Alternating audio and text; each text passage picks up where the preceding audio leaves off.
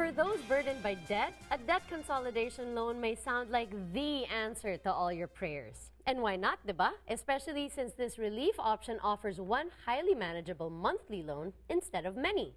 But as appealing as this is, sadly, it's not for everyone. To give us a rundown on how a debt consolidation loan works and if it's the right debt relief option for you is Rod Mercado, President and CEO of Financial Rescue LLC. Welcome back to the show, Rod. Salamat, Mishi. Okay, Rod, medyo close to your heart itong topic na to because I'm sure a lot of people come to you thinking that they want a debt consolidation loan. Ano ba siya?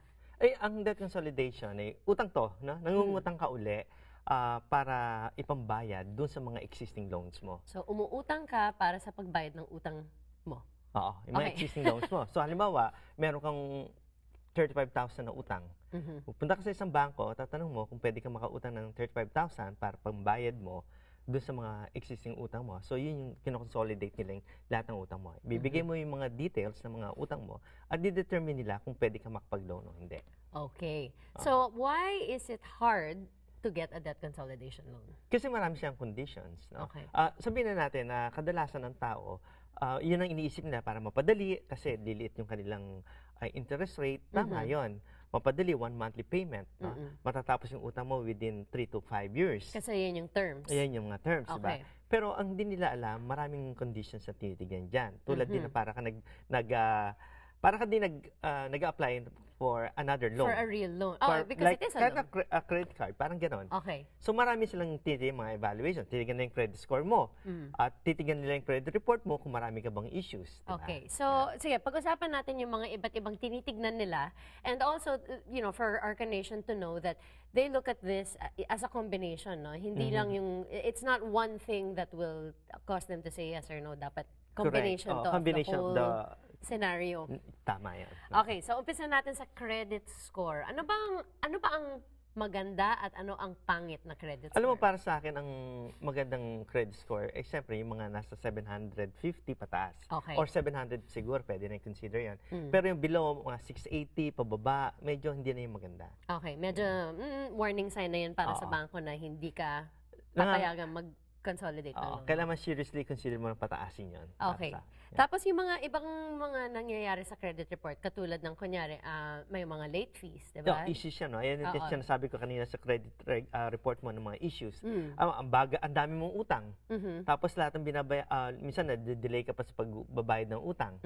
Di ba? So, yun yung mga issues na tinitignan nila. Okay. Or if you got put in collections recently. Oo, mga records yan di ba? Sa collection. So, titignan nila yon. Correct. Ano naman yung titignan nila in terms of collateral? Ito mahirap din sa consolidation. Siguraduhin nila na meron kang papambayad.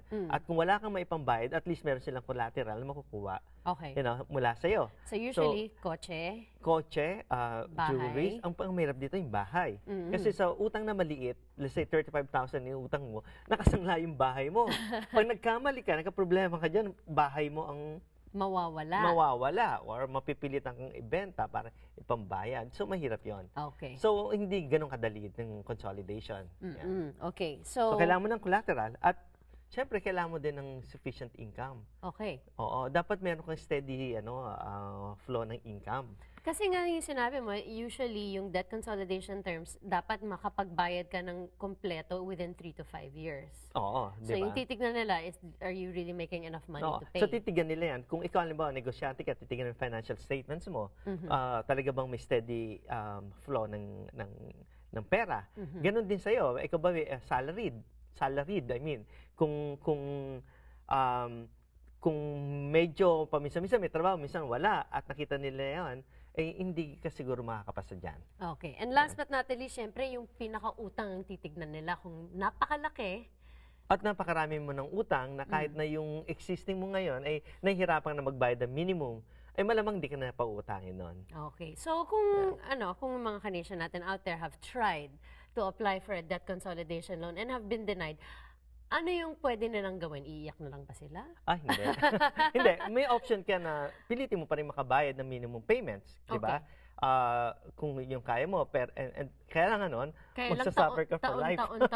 Taon yun eh, 20, 30 years, yung pa rin ang binabayaran mong utang. Na, maraming debt relief options na tinatawag tayo. Debt settlement is one, bankruptcy is another, but syempre, huling-huli na yan, ayaw na natin yan. Pero pag-usapan natin debt settlement, ito yung medyo mas malaking tulong para sa mga kababayan natin na hindi pumapasa sa debt consolidation. And I know some people who are waiting on the phone right now to talk about debt settlement. Kaya pakisabi naman, definitely. Rod, kung saan sila mahahanap. Marami yan.